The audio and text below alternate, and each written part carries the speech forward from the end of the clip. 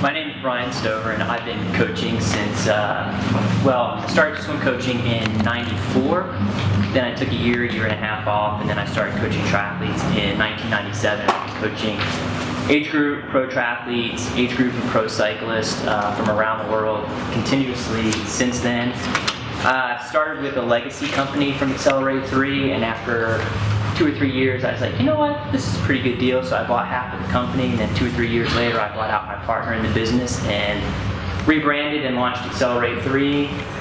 I want to say I'm going on around 9 or 10 years now, not entirely sure. And then about a year and a half ago, I decided to get out of pharmaceutical sales, which I was also doing concurrently with coaching. And I left that and went full-time coaching, and that's worked out fairly well. So I'd like to thank Kevin and Court for sponsoring this, and TriSports for hosting this as well. This is very nice of both groups to arrange for this to happen. And who here has a power meter? Ooh, wow, that's very good. Who here does not have a power meter but is interested? All right. And who here is just here for the free water? They were promised beer and you're like getting hotter. Yeah. What? Wait, what is our beer? So I'm going to cover a few things tonight about things you can do with a power meter that you may or may not know that you can do with your power meter. I'm going to talk to you a little bit about training and how to use some of the data software programs out there to maximize your training and make your training in a different light. And then I'm going to present a couple of case studies from the 2012 Ironman Hawaii on how not to ride and how to ride the bike course and the implosion or good results that came about from that. So this is entitled the Power. Power just doesn't turn on the lights. You can actually use a power meter for a lot of different things. So we're going to talk about what you can do with a power meter. Once you get it installed, ready to go, what do you do then? Some case studies and a Q&A. So right off the bat, what can your power meter do for you? So I wanted to say it's David Letterman who has a top 10 list. I don't really watch TV, so okay. So instead of talking about 10 things a power meter can do, I just chose randomly 5 things a power meter can do. The first thing you can do, it's a brain. How many of us have been in a long course triathlon, had a killer bike split, got out on the run, and totally sucked? I mean, you're like 10 minutes later, you're like, whoa, this is ridiculous that you run 10, 15 minutes slower. Well, your power meter will never lie to you. You may be feeling really good in the first half of the bike ride, riding super fast, passing people left and right. Like, I feel great. Yeah, this is awesome. Right? And about 30, 40, 50 minutes later, you're like, I'm still feeling okay. Not as awesome. You were holding 26 miles an hour. Now you're holding 24 and a half. Another half hour, 45 minutes goes by. I'm not really feeling good at all. Now you're down to like 22 miles an hour. People are starting to pass you. Another hour goes by. You're halfway through, 3/4 way through your Ironman, and people are blowing by you left and right. Some old lady's got groceries on her belly. Ding, ding, hey. And you're like, crap. So we've all been there, right? Well, maybe not all of us, but a lot of people have been there, and I went to several Ironmans last year to watch, and people with power meters did it, people without power meters did it. You can use your power meter when you turn your brain off in a race. It's not going to lie to you. You have a number on that head unit staring at you. And through your training, if you've done some analysis, you know if that number is too high, too low. You can correlate that number with your perceived exertion, and you can realize quite quickly you're in trouble, or you're going to be in trouble, or you're steady as she goes and keep going. So when you turn your brain off, you can use it as a brain, you can modulate your power, you can increase your power. The number one thing though you can do when you use that as a brain is you can ensure yourself a good race later on. If you're a bike racer, let's say you get into a 4-man break and you're up the road and you're going out at 300 watts and you're like, my FTP is 250. I'm pulling off at 300 watts. I'm drilling it at the front at 400 watts. These guys are drilling me. You can pretty much assume that if you keep that up, it's going to go from a 4-man break to a 3-man break, and you're going back to the peloton. So the smart thing to do in that situation is use your brain because your head unit is telling you to. Sit in. I mean, they're going to hate you for it, but be smart. Sit in, and when those guys blow up, see you fellas, and go win a race. So you can use a power meter as a brain in case you turn yours off. Aero testing. So how many of us have at least 1 or 2 or 7 aero helmets? Yeah, I have 7 aero helmets. It's pretty sad. This is my favorite one. It's Kick Butt Paint Job. And then, so this is a Rudy Project Wingspan, and a friend of mine has a pro cyclist that lives next door to him who was switching from one Pro Tour team to a team sponsored by Shimano, or maybe he was switching from Shimano. Anyway, he sent me a TTO2 helmet, and now I was like curious, well, which helmet's faster? So I went out and did some field testing, and you can either field test with your power meter, you can test it at Wind Tunnel, or you can test at the Velodrome in LA. And I've been to all three to test, but this was done on a field test, and I found out that this helmet was 8 watts slower after I got it painted than my other helmet. Oh. So now I'm faced with a dilemma, because 8 watts, I mean, you know, you got to think about 5 watts is equal to about half a second per kilometer. So now in a 40K race, by using this helmet, I'm losing about 20 seconds to another helmet. So that helmet got put in the bag and doesn't get brought out anymore. It was very disappointing. Looks nice though. It looks great. I mean, if anybody wants to buy a kick butt paint job, I've got a helmet for sale. But then I went to the LA Velodrome and I did some more testing, and I actually found out that there was a helmet out there that was 20 watts faster for me than this helmet. So now I'm saving what's that, 2 seconds per kilometer. So you think about that in Ironman, that's 6 minutes over 180K roughly that you're saving. It's crazy that you think about that much difference that a helmet can make, but most people buy a helmet because, as Billy said earlier, oh, it looks really cool. Well, now you can save yourself some money, you stop buying something that looks really cool and actually buy something that's fast. It's up to you though. So one of the things you can do with a power meter is do some field testing, and you can figure out whether that set of wheels or this helmet or that brake or whatever is going to be faster than what you currently have.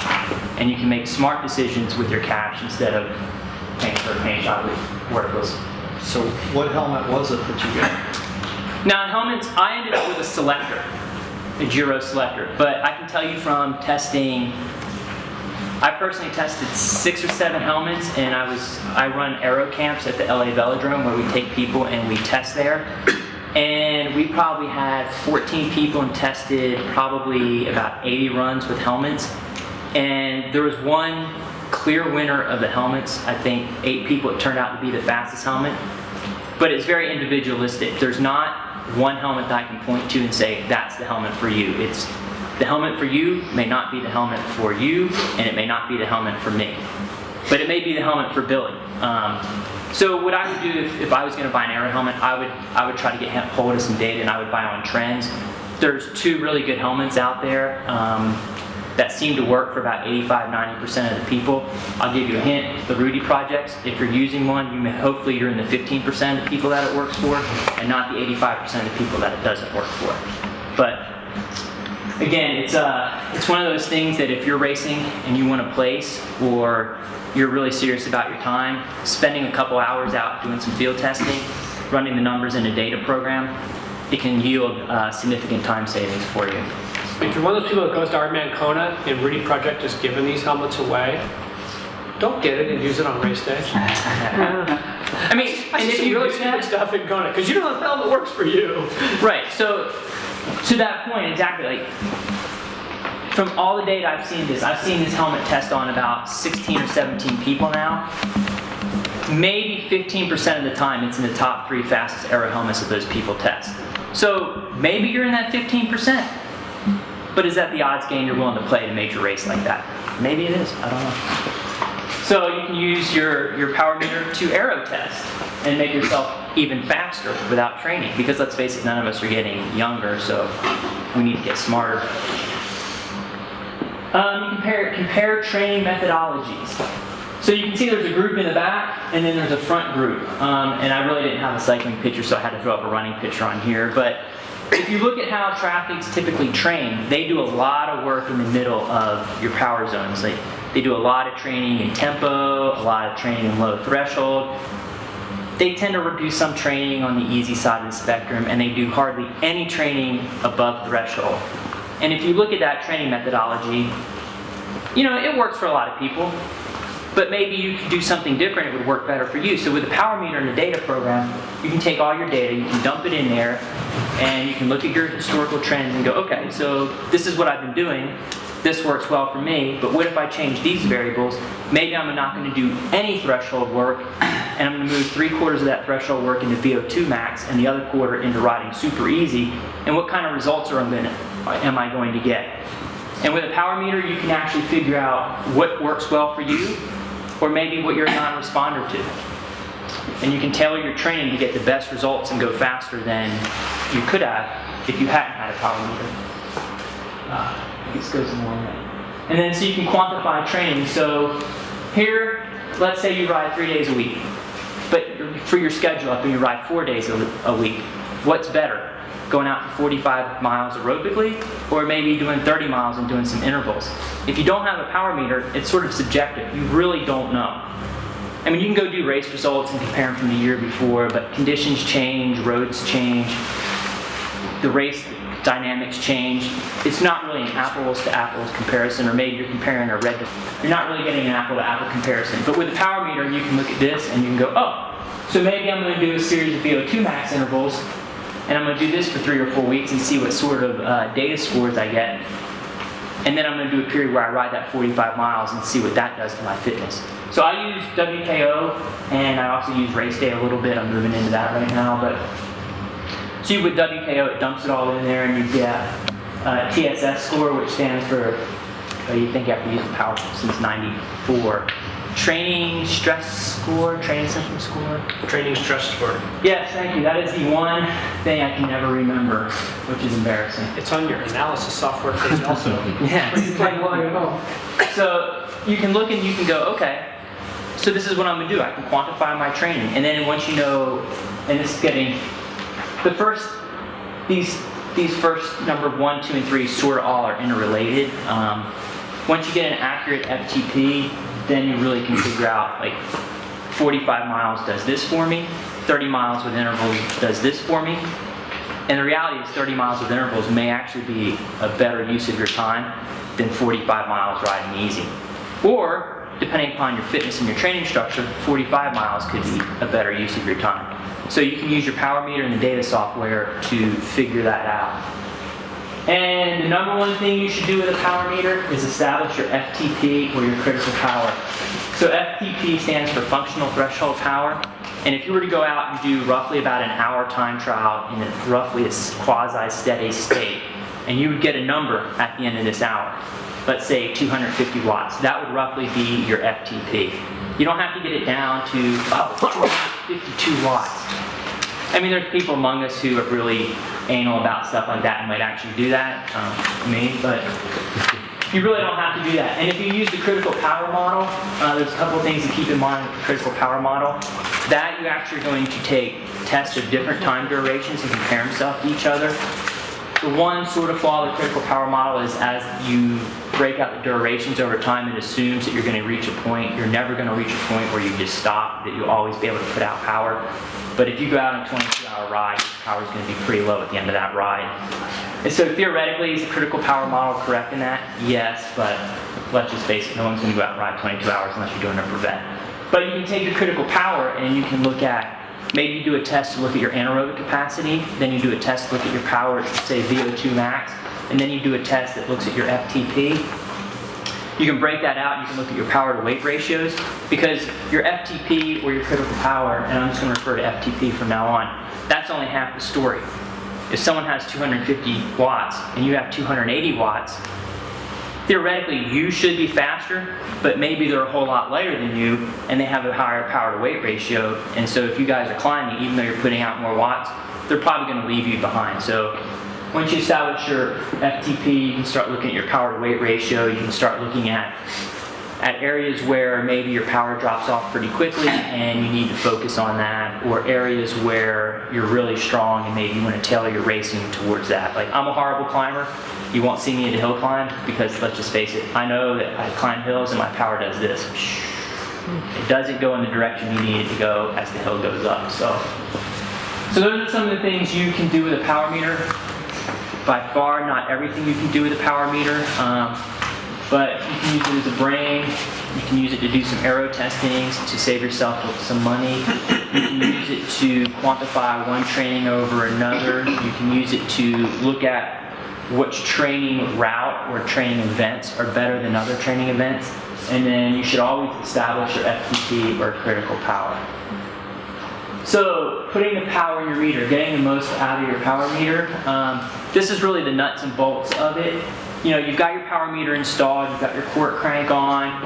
What are you going to do? Most people want to rush out the door and go test right away. Like, hey, what's this number? What's my FTP number? What is it? The reality is, though, just go and ride for a couple weeks.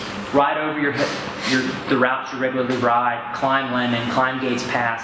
Start to correlate how you feel with the numbers you see. Do your group rides, sort of see what numbers it takes to make the split, or see what numbers it takes not to make the split and get dropped, and realize, oh, I probably need a little bit more watts if I want to make that, and how many more. And download that data. I can't tell you how many times I've gotten athletes with power meters. They've just got their power meter. They ride for about 3 weeks. I send them the test, and then I'm like, hey, by the way, you need to send me all your data. So I get this zip file with 40 power files that ends 8 days before their test. And you're like, can you send me the rest of your power files? No, that's everything. They forgot to clean off their head unit, right? So it reached the data storage limit and they lost a week of data. So download your data after every ride. It's probably the number one thing that people don't do is download their data, and then they lose data, and you might as well not even have ridden. And then when you test, you need to keep your testing consistent and repeatable. So I do a 1 minute, a 5 minute, and a 30-minute test, and I split those up on 2 different days for me personally. I start at the same sign for the 1 minute. I start at the same concrete block on the driveway for the 5 minute, and I start at the exact same Circle K. Every time I have a parking spot there that I see, as soon as I hit that parking spot, I press the interval button on my head unit and I go out to the Desert Museum, just past the crappy road, turn around, and head back out to the end, back to the Circle K. Every single time. Start at the same place, keep it consistent. Because if you go, and let's say you go to Oro Valley and test, well, now you've tested somewhere else and you're not 100% sure. It's not the same. I mean, your data is still valid, but you've tested elsewhere and it's not a consistent testing ground. So find your testing ground, keep it consistent, because that makes your data repeatable. If your data is not repeatable, you're starting to get back into that green apple versus red apple comparison, and you're not really sure if that is what you're actually seeing. I mean, you're seeing a number, but maybe it's you have more incline on the other 30-minute test. And it's a little easier if you're climbing up a hill to put out the power than if you're on rolling flat hills or you've got a little bit of a tailwind. So make sure that you're consistent with where you test so you get repeatable data so it's easy to compare from year to year to year. Because now if you test in the same spot, you can look back from 2011, 2012, 2013, 2014, however many times you've tested in those years, you can stack that data up, drop it into an Excel spreadsheet, and you can go, oh, in 2012 I was riding really well, look at my power numbers. And then you can start looking, well, why am I not riding so well now? And you can go back through your training history, through all your downloads, and you can figure out where your training changed, what might have changed it, and what you can do to get back to the power numbers you used to have if they're lagging.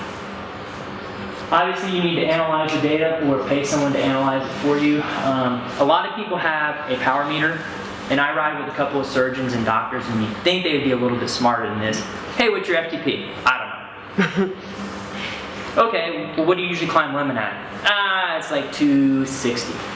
Well, what happens if you go to 280? I don't know. Like, do you do anything with your power meter? Yeah, I ride with it. So you just spent $1,900 on a power meter, and you could have saved $1,870 and bought a bike computer. Yeah, pretty much.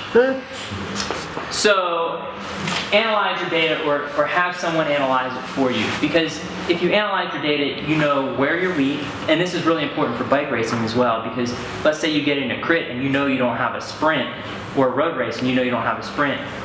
You don't want it to come down to a sprint, because let's just face it, if you're only putting out 950 watts, you're going to get your doors blown off. So you need to figure out, maybe you have really high 5-minute power though. So at 5 minutes you need to go. Like, you need to drop as many people as you can, because that's the only way you're going to win. Unless you're sprinting against people with 850 watts as maximal power. Which, if you have 950 watts, good job. So analyze your data so you know where you're strong, you know where you're weak, and you can make smart tactical decisions in races for that. Because a lot of times, especially in bike racing, it doesn't come down to who's the fastest rider. It comes down to who's using their brain the most. If you get in a group, in a break, and you're riding above your capabilities, then you know you're riding above those capabilities if you analyze your data. And you can make a decision to sit in and get yelled at and whatever, and then maybe get a win later, or you can make a decision just to sit up and go back to the group and let those guys blow up. And then obviously you have to train, because if you do all this but you don't do this, no good's gonna come of that. I mean, it's just, the reality is training works, and if you want to take the best use of your power meter, if you're only riding 1 day a week, this is probably a little bit of an overkill for you. If you're only doing 1 or 2 races a year, like the Tucson Triathlon, probably overkill.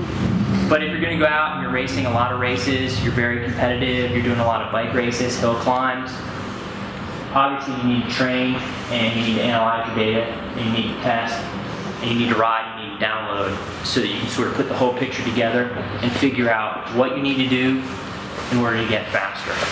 As you go out to more power, the physiological response goes up in an exponential manner. So if you're riding 200 watts and you want to go out to 250 watts, that's a 25% increase, right? Yeah.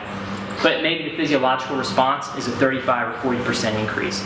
So the more you do, the more the body is demanded of, and the harder it gets. That's why you don't see people going out and riding 1100 watts for very long, because that's just a lot of power and a lot of physiological response going on. The other thing you do with a power meter we've touched upon is you can train your weaknesses. Like, I mean, if you know you're bike racing and you're not a good sprinter, well, you can start designing training in order to become a better sprinter. Or you might realize you have really good 2-minute power or 3-minute power, and you can start training that even more, because it may not be worth it to get an extra 20 watts on your sprint if you start dropping power off at a different time duration, when you know you can launch out from 2 minutes and hold a high number, and most people are just going to blow up after 2 minutes. You know, if you're a triathlete and you're doing Ironman and you're racing in the most triathletes are horrible sprinters, horrible anaerobic capacity. They have very low VO2 max power, not great VO2 max power. So if you know that you're a triathlete and you're doing long course races, then do those things that you're not good at when you're far away from the race.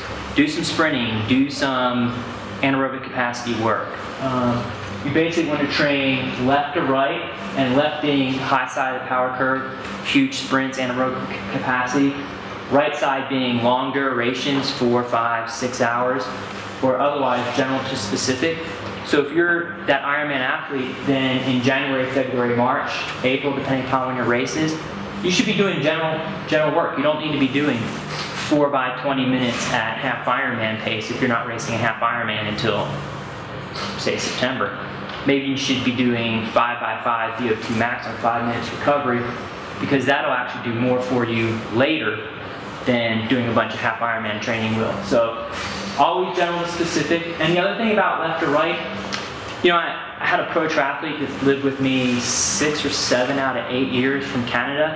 And one year he's like, dude, I'm going to be the best cyclist a triathlon has ever seen. All right, what's your plan? We're going to go out this weekend, we're going to test our FTP. All right, I'm going to ride 350 to 500 miles a week.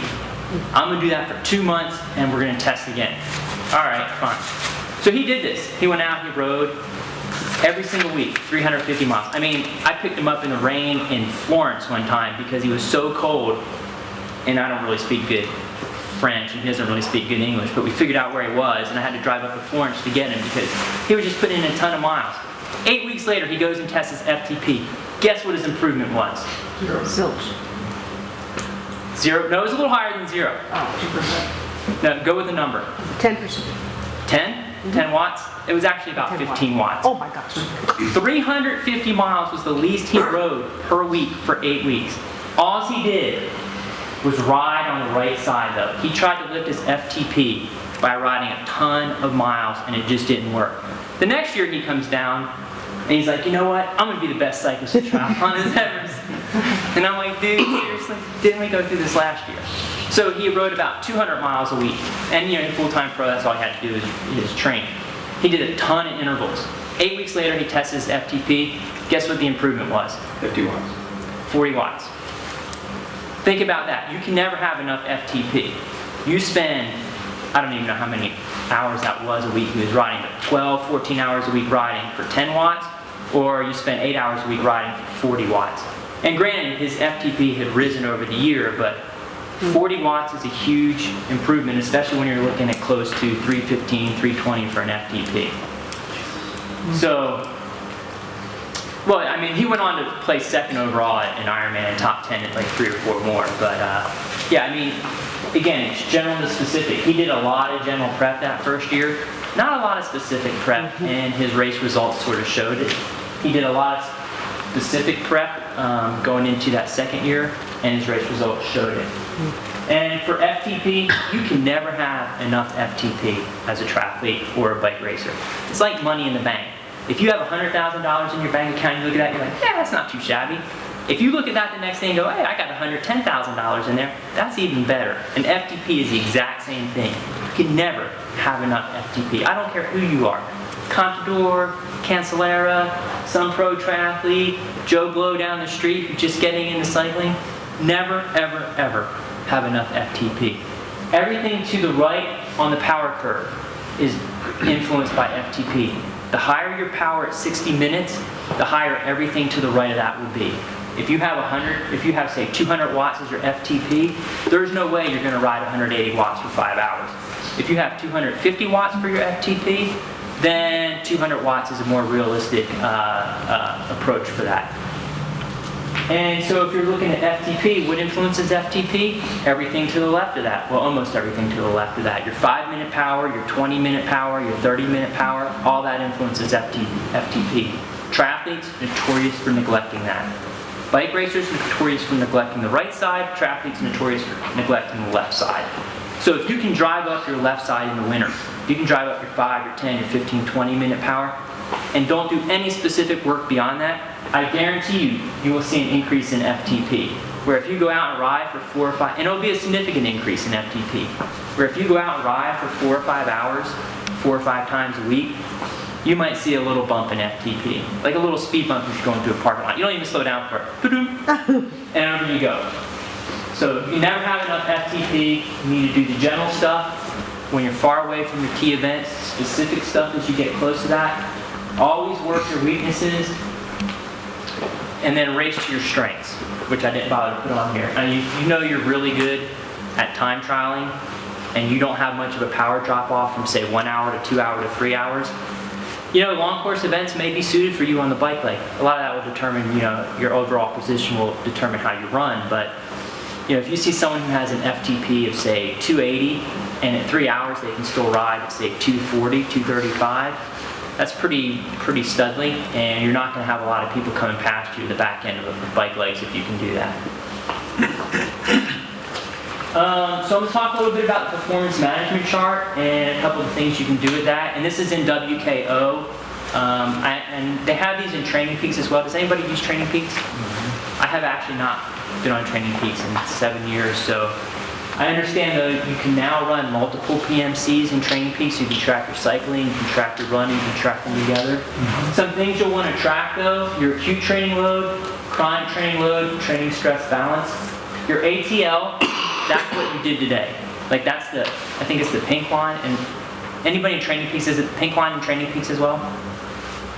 Okay, no one knows. All right, so you have this acute training load, and that's what you did today. Your chronic training load is sort of the accumulation of the long-term gains in your fitness from your acute training load, and your training stress balance is sort of how fresh you are. So if it's really negative, I sort of call it totally sucky and bitchy, because if it's down in the 40s and 50s, you're not going to be a pleasant person. Negative 40 and 50, you're not going to be a pleasant person to hang around for too long.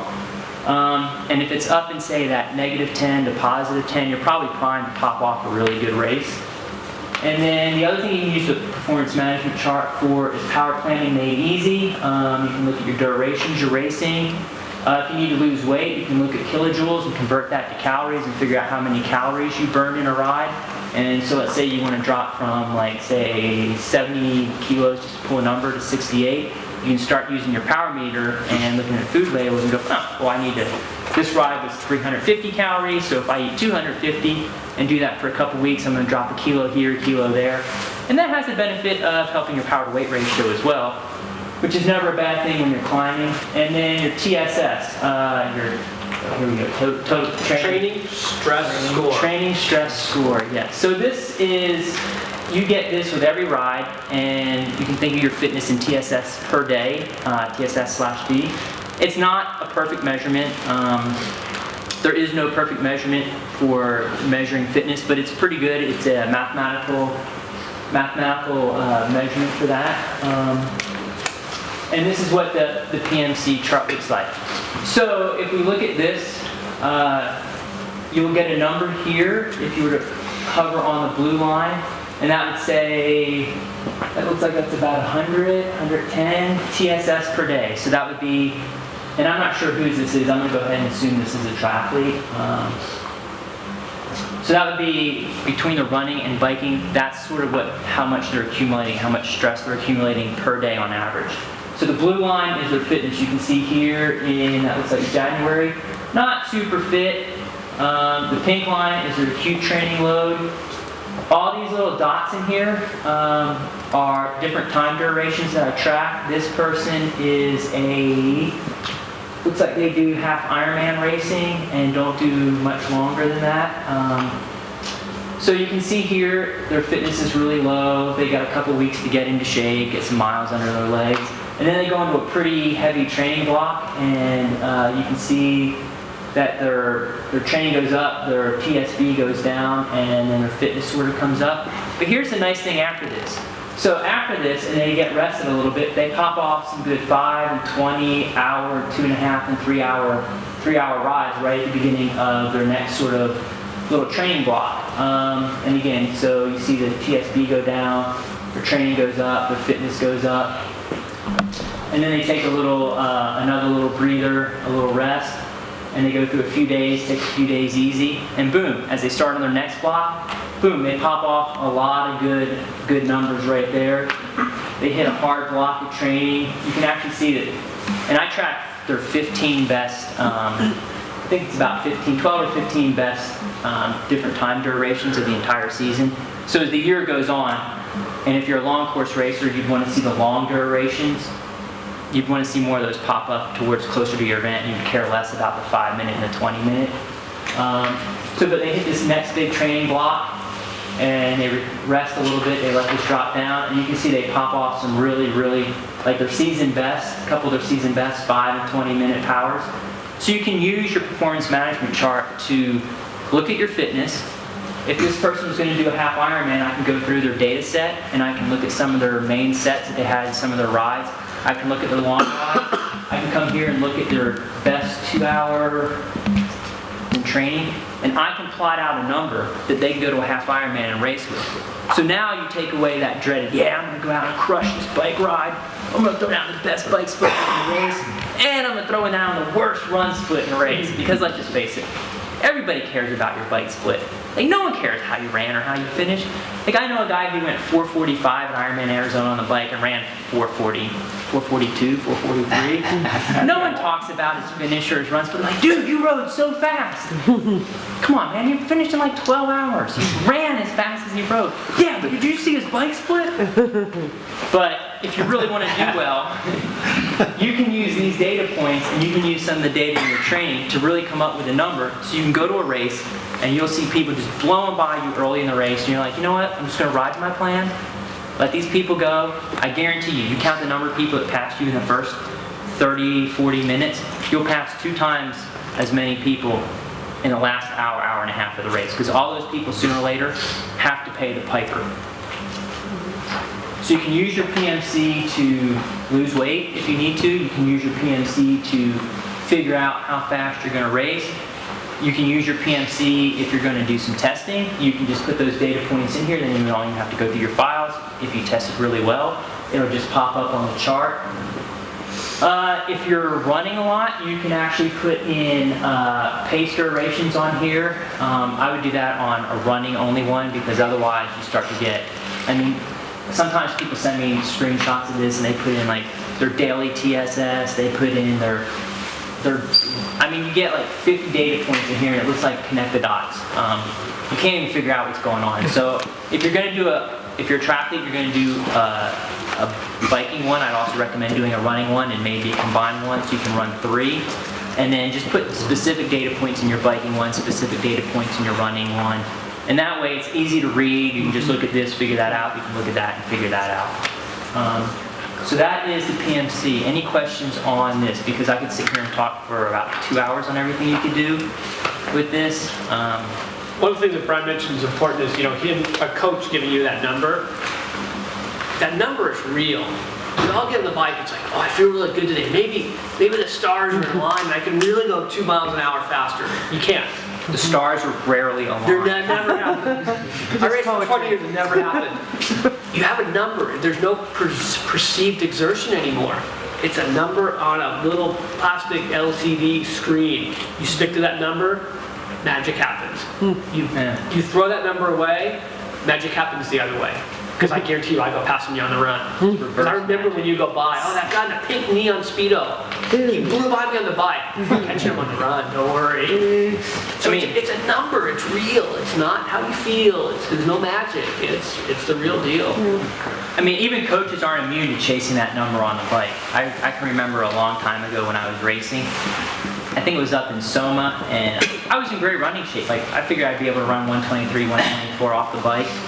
So I go through the first lap, I'm about 5 watts below where I need to be. Go through the second lap, I'm riding about 5 watts above, and it's like Sunday bike ride. I'm like, you know what? Screw it, I'm feeling really good. So my average was where I needed to be after 2 laps.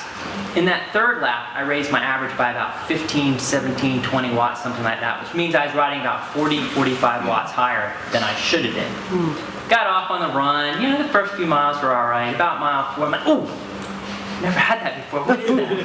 oh, never had one of those either. Started to get cramps. About mile 6, not really good barring salt tabs from people. Mile 8, I'm looking salt off of people, like, hey, you're really salty. Sometimes choose your person carefully so you don't get a restraining order. That's still a factor in that. Yeah. At mile 12, we came off a bridge and I saw a friend of mine who was on his first lap. I'm like, dude, how you doing? He's like, I'm doing fine. He's like, you feel like crap. I'm like, yeah, I feel bad. And that's the last thing I remember. I don't remember the rest of mile 12. I don't remember mile 13. I do remember as I was running past the left-hand turn to go to the finish line, someone's like, Brian, you need to turn left. You've already done 2 laps. All right, I'm going to turn left. I went up there, I hit the finish line. Don't even remember finishing. I do remember sitting down. And then I remember laying down on the floor. I might have fallen down. And then I remember crying in the med tent as they were sticking an IV in me. Oh no. It was awesome. But that's what happens when you don't listen to your power meter and you turn your brain off. Your power meter's not going to lie. Your body will lie to you. Power meter, not so much. So don't be me. Use your power meter to race well. You've got a mean maximal power chart in Training Peaks and WKO. And this is a pretty cool little chart because you can look at, say, the last 28 days over your current season. You can compare this year to last year. You can configure that chart in numerous different ways to see, maybe you want to see your power over the last 28 days versus last year, or you want to check your power at a specific time, say January of this year versus January of last year. You can go in there and you can configure the chart numerous ways, and you can actually see if the training you're doing is working or not. If you're doing a lot of intervals in the 5, 7, 10 minute range, you would suspect that your power at those points would go up. If you see that your power is less than last year and you weren't doing any of those intervals of those type, then maybe you want to think about what you're doing with training. So I marked this up a little bit, and so here's what we talked about. This is comparing the last 28 days with the rest of the season. So if this dotted line is above the yellow solid line, you've got issues. You've got a problem and you need to figure out how to solve it. But one of the other things you can do with your MMP is you can sort of use it to, especially if you've only got, say, a month of data in there and you haven't done any formal testing, you can sort of look at this and go, oh, what my training levels are? Well, I marked this up. So this is about This is about 45, 50 seconds, and you can see the steep drop off. That's about where the body's switching over from anaerobic to aerobic metabolism. So there's your level 6 training, your anaerobic capacity. You see this level out here, a little bit of a drop off, a bump, and then another drop off before it levels out. This is about where your body's VO2 max power is. Then you've got this long line and hardly any drop off, and then it drops off. So this is L5, and this is about where your FTP is at, and then you've got another long line. And again, because physiological response is exponential, this chart is a logarithmic chart. So you see that the first 5 seconds take up this whole big chunk, and about 2.5 hours take up this little itty bitty spot right over here. So as time goes on this way, it sort of gets compressed. Don't look at this and be like, man, I can go out forever. I'm going to go out and ride really hard watts for 30 minutes. It's not going to happen. And this would be about where L3 is, and I think that's about an hour 45, an hour 52 hours roughly there. So you can use that chart, and you can look at this chart. If you're a bike racer and you're the team sprinter, you want this line to be way up here so that the chart needs to go up more, and you want this to come out really far before it drops down. Because that means you have great anaerobic capacity, you're able to hold it for 8, 10, 12 seconds. You can launch from 200, 150 meters out, and you can ride most people off your wheel. If it comes out 2 seconds and it plummets down here, you're not going to be the team sprinter. Someone else is probably going to have better power. But let's say you see this sort of a line like this, and it goes from about 3 minutes to 8 or 9 or 10 minutes, and you have almost no drop off in power. You're the type of guy that the team needs to let go and figure out how to get you off the front with 7 to 8, 9 minutes left in the race, because you can generate a huge amount of power. You have almost no drop off during that time. And that's pretty rare. I mean, you're not going to find a lot of people who are going to be able to ride on your wheel for that long, especially if you're trying to do some things to keep them off the wheel, or if you guys are rotating through. Or if you're a time trialist and you see like a long line from say 30 to 65, 75 minutes. You know, races with 40K time trials, pretty rare. I just wish they had races with 60K time trials for bike racing, that'd be awesome. But you know, if there's a time trial in a race, you're probably going to do pretty well. I mean, you don't have to worry about going out too hard and blowing up. You've got good power, you're able to sustain it for a long period of time. So you can use this to compare your data. You can use it to see what type of a rider you are. If you're a sprinter, if you're sort of an all-arounder, if you're definitely a time trialist or a climber type of guy that has almost no drop-off for hours and hours out here. You can use it to see if you're better or worse than you were 6 months ago, a year, 2 years, 3 years ago. The data points that you can do on this are pretty infinitesimal. There's a lot of different things you can do with this. So you can use your PMC, you can use your MMP or mean maximal power chart. You can use those in combination with each other to really help fine-tune your training. And hopefully you can use those to make decisions that will allow you to become a better cyclist, a better rider, and a better racer. So right or wrong, we're going to, before we go any further, we're going to go over some case studies about how to race and how not to race. But any questions on what we've seen so far? About training or methodology, quantifying anything? No? All right. What was TSB stand for? Training stress balance. So Thank that's you. sort of how fresh you are or are not. How fresh you are. Okay. So there's a right way to race and there is a wrong way to race. And I've got some data files from Hawaii 2012. Let me give you a little bit of background about the two people. The how not to race guy. Until 2012, I think he'd been to Hawaii 3, maybe 4 times. Never finished out of the top 100 people overall. Really consistent, usually about a 3:10 marathon runner, usually about a 5:15 rider, about a 65-minute swimmer. The how to ride guy never finished inside the top 115. He'd been to Hawaii twice before. That year he ended up being the 11th amateur overall and finished 40th overall. And this was a year, 2012, I don't know if you guys remember this, but it was a year where the average person in the top 100 was about 12 minutes slower. He was about 9 minutes faster, just due to horrible weather conditions. So we're going to look at how to ride and how not to ride, especially for long course racing. So don't do this. And look, he rode 5:10. I mean, let's just face it. A lot of us would kill for a 5:10 bike split, but he also ran 3:30, which is 15 minutes slower than he normally runs, or the average of his last 3 or 4 Ironmans. So don't do this because bad things do happen. A couple things to point out. This top line is his FTP, and this bottom dotted line is his average power throughout the race. So just notice how close these two are. And anytime you're above FTP, because the physiological response is exponential, so you're burning a lot more glycogen than if you're below this FTP line. So what did he do? So he got out of the bike, a little bit behind on the swim. He's like, you know what? I'm catching up to the main guys. Hauls butt, does a couple of VO2 max. Each one of these things is about 4 to 7 minutes. Pretty long. So if you've never done a VO2 max interval, they're not really fun to do. They hurt, and you're really suffering during them. And so he knocks off about 4.5, 5 minutes of that, needs a little bit to recover. Knocks off about a 7-minute interval.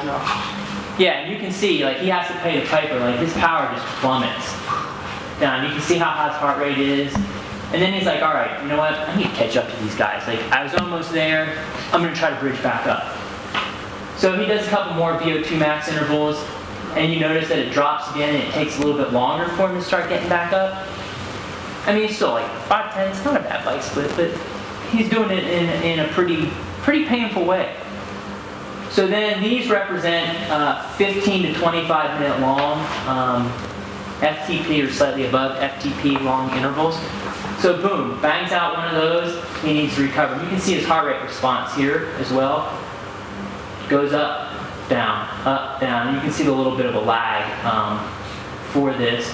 Boom, bangs out another one, gets to the turnaround, which is right about here. Now notice, the gap here, this is how much recovery he was taking between them. He gets here, he's done. Smoked. No good is coming from the rest of this ride. He tries one more time though. He's like, all right, almost there. Almost got him. Gonna try again. Another FTP, another VO2 max interval. Nothing. From here on out, his power just drops as he goes through. So his average power for this portion, well below his average power for this portion.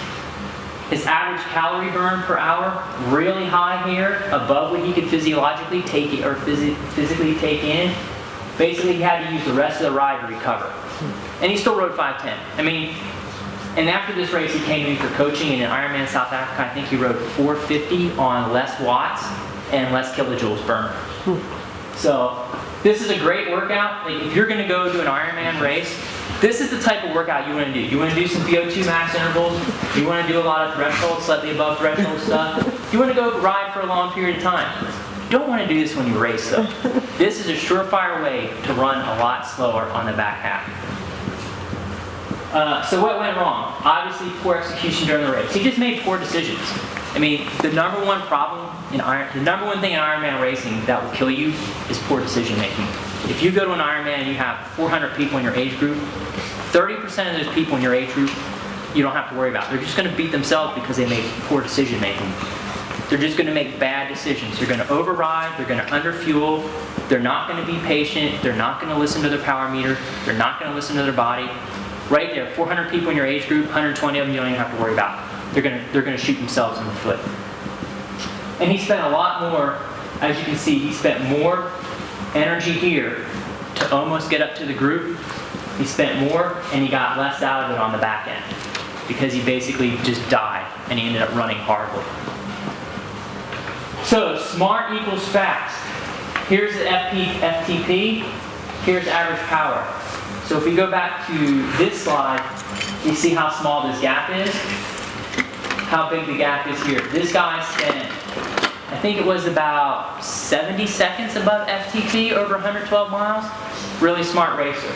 Jumps out, gets out of the water, sees the group right ahead of him, puts in a little bit of an effort to catch up to them. So right about here he moves into about the top 25 age groupers on the road. Looks down at his power meter, checks his average power, realizes, you know what? I've been riding a little bit too hard. I'm over my target. I'm going to back off. I'm going to fuel up. I'm going to hydrate. And you can actually see that in his wattage drop right here. And then he starts riding at target through here. And then on the back half, he actually rides above target. So At this point, he moved into like the top 5 or 6 age groupers, 10 age groupers on the road. And then here on the back half, he was able to ride with rising power. So as the race went on, he put out more and more and more watts, which is the opposite about what 90% of the people are doing. So if someone's out in front of you, and you're going to ride with smart power, and you're going to ride with rising power, you can almost be assured that they're going to be going slower near the end of the race as you're starting to go faster, and the gap's going to come down drastically quicker than if you try to make that all up in the beginning. And it's a 112-mile bike ride. He rode, what, 4:55, which was a PR ride for him by about 10 minutes. Yeah. And you look at his VI, it was 102. So a VI is a variability index. It's a measure of how variable, for lack of a better word, you ride. For Ironman racing, you want this to be as low as possible. If we go back, his VI, 107. In Ironman racing, if you go above 105, you're pretty much screwed. It's just there's just no way around it. You're burning way too many calories in order to run well. So he rode really smart and was able to ride with rising power here at the end.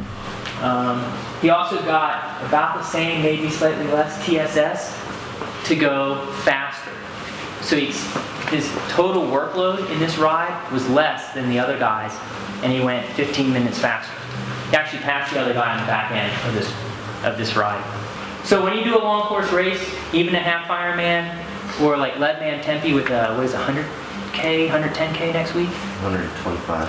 125K for the bike? Mm-hmm. Okay, so even in a race that length, you can use your power meter to ride smart and go faster over the back half of the race so you can gap the people behind you.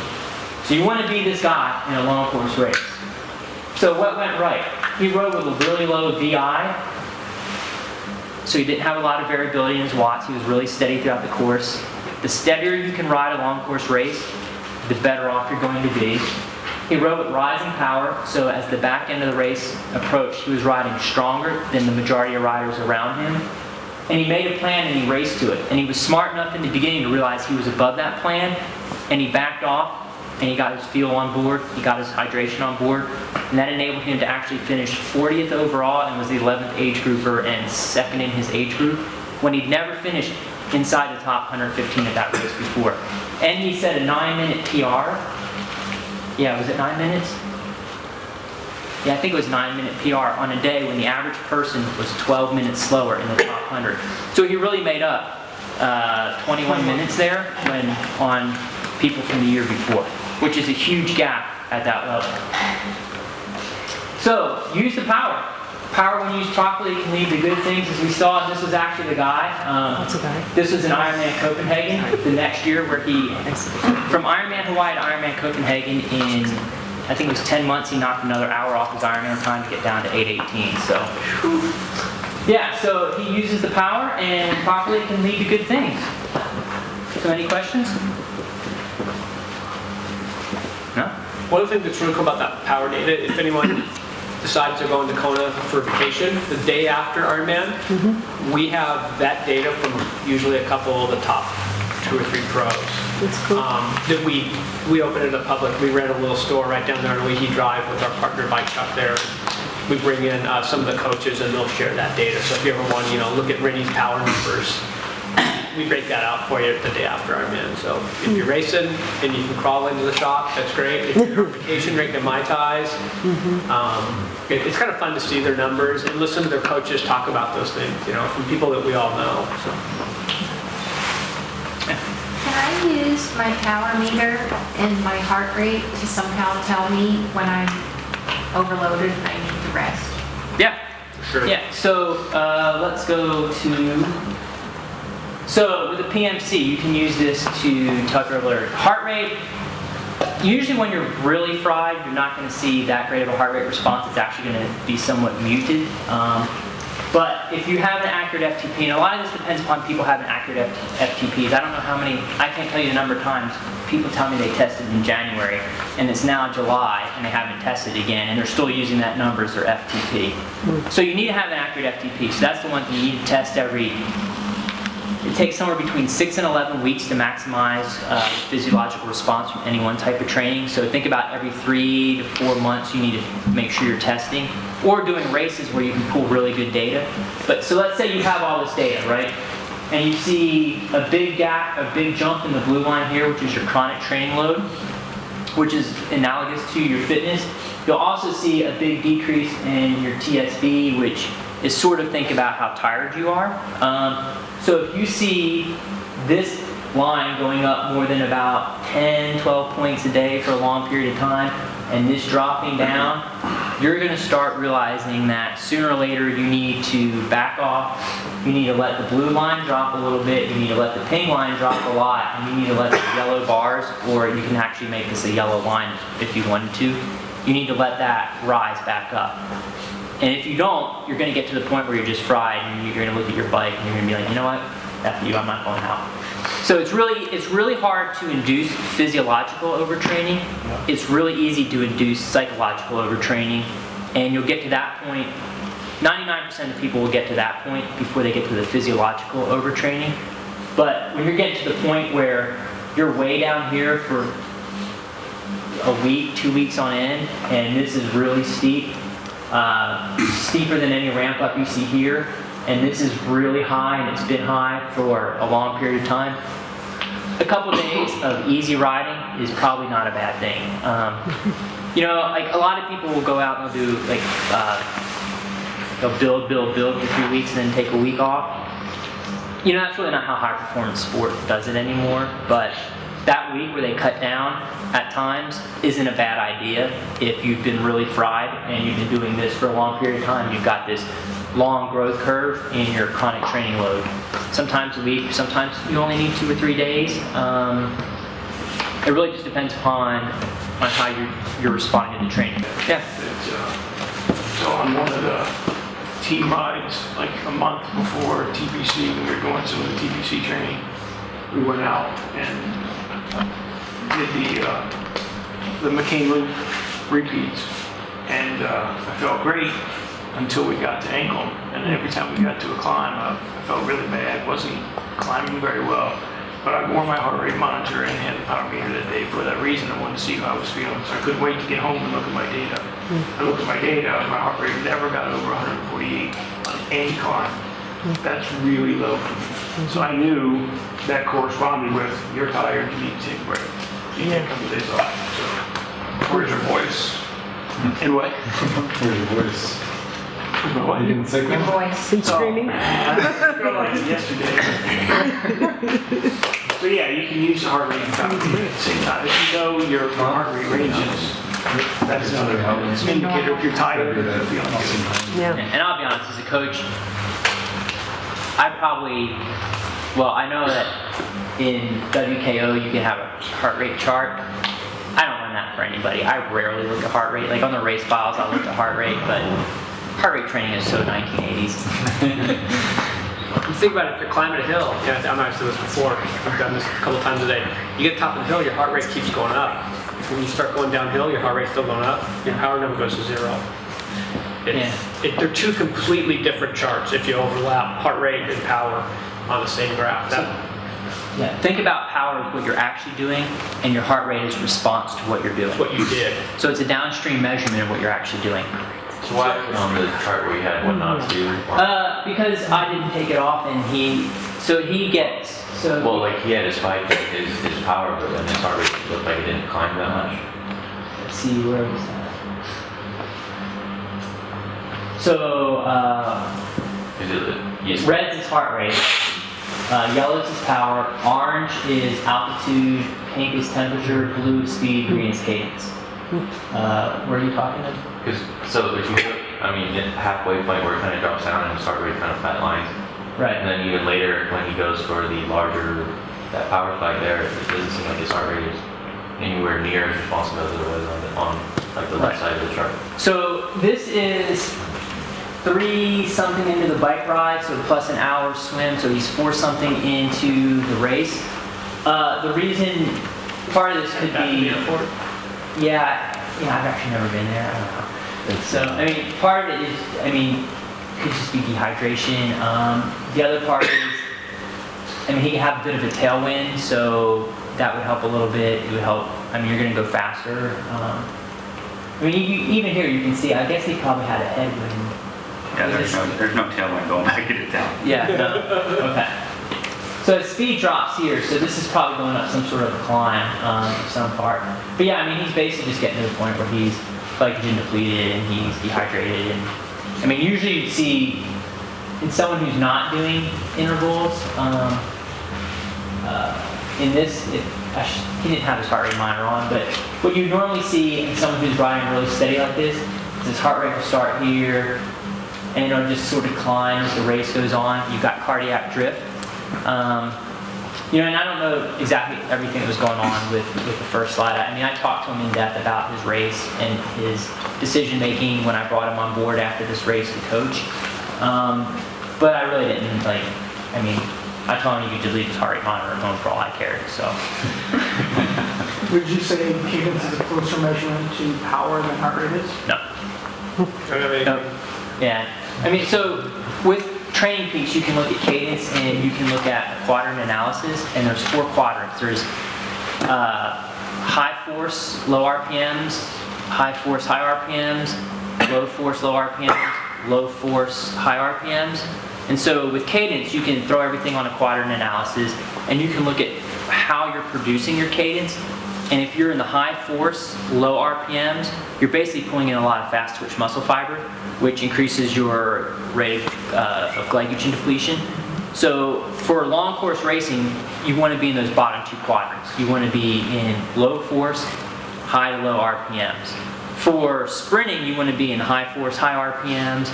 And if you're going on a bike race and you're doing like a 5-minute breakaway, or like you're trying to bridge up to a gap, you're going to bounce around between high force and low and high RPMs, depending upon you go up and down, a little bit uphill, downhill type of terrain. So you can actually use, and I didn't throw any quadrant analysis charts up here, but you can actually look at this, and you can look at quadrant analysis and see how you ride. And let's say you're always doing Ironmans and you're following your power principle or your power outline that you set up for yourself, and you're always riding like 65, 70 RPMs, and you're wondering why your run just sucks. Well, probably because you're riding, you throw everything on the quadrant analysis, and you see you're probably in the high force area, and you probably just need to figure out how to ride with a higher cadence, so you move that down to low force, so you don't burn as much muscle glycogen. You're not using as much fast twitch fiber, which will help you when you get off and run. So there's a lot of, everybody talks kind of ingrained, ride about 90 RPMs, give or take. So with all the power files you've looked at, where do you find most people are riding, like what kind of cadence? It varies. I coach a former pro cyclist who has really worked on that, and he maxes out time trialing at about 75, maybe 78. I've also seen him do 3x40K on 15 minutes easy, all 58 minutes and faster, which is very impressive considering he's about 5 years removed at that point. But for sprint triathlon, I typically see, and this will be interesting, I should actually go pull all this data because I haven't done this in years, but you typically see maybe like 94, 95 RPM, then you drop off a few RPM as you get to Olympic distance, you drop off a few RPM as you get to half Ironman, and you drop off a few more RPM as you get to Ironman. So typically with cadence in a large cycle, and I've looked at probably 20,000 power files over my career, as the distance and the speed decreases, you tend to see a slight decrease with cadence as well. So I can't give you the actual numbers because I'd have to go, but I would say it's probably maybe 87, 86, 88 for an Ironman, maybe 89, 90, 91, 92 for a half, 92 to 96 for an Olympic, maybe 94 to 98 for a sprint. Do you see that cadence dropping off with age? I've actually never looked at that. Now you actually make me go and on this stage. There's your new case study. Yeah. I mean, that makes sense because as you age, you typically lose neuromuscular power. And What Seaton's trying to get it at is he's getting old. yeah, well, none of us are getting any younger. I suspect that would probably be the case. Can we revert it? Yeah, that's one of the nice things about cycling, it's really easy to work on your neuromuscular and your neuromuscular power and your anaerobic capacity. So even as you age and you typically become a less powerful rider, you can still find short hills that are 10 or 15 seconds in duration and just haul butt up those hills and work on generating a lot of force, a lot of torque, and work on your neuromuscular strength, neuromuscular power, and work on your anaerobic capacity. Where, like, if you see runners, that's one of the things that as they age, they tend to do less and less of, are those 200s, 400s, 100s, and they tend to just run more miles or just run slower miles. And that's actually one of the biggest things in runners as to why runners slow down as they age, is because they lose a lot of neuromuscular coordination. I noticed because I'm running overseas and younger military guys, the pace I used to be able to keep with them, I feel like I'm sprinting now to keep up with those guys. Yeah. It's crazy. Unfortunately for running, age is not your friend. Yeah. Yeah. Yeah, at least research has shown that women get, as they get older, are better at endurance than men. Is that across the board in triathlon as well?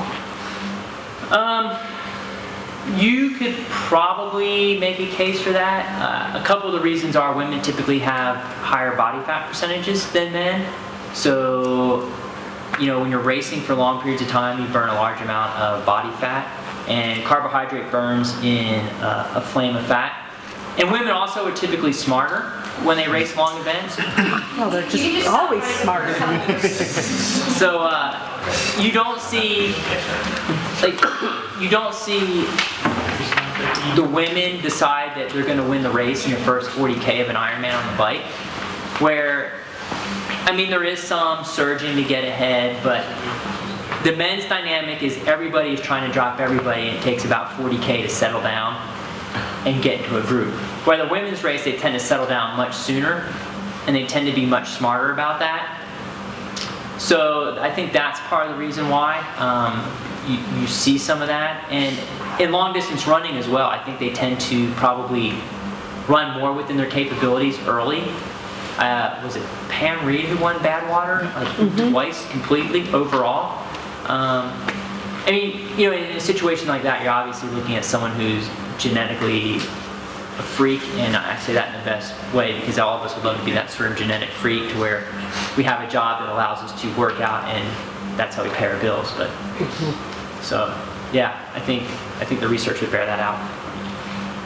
All right. Thank you. Thank you so much. Thanks for coming out, giving up your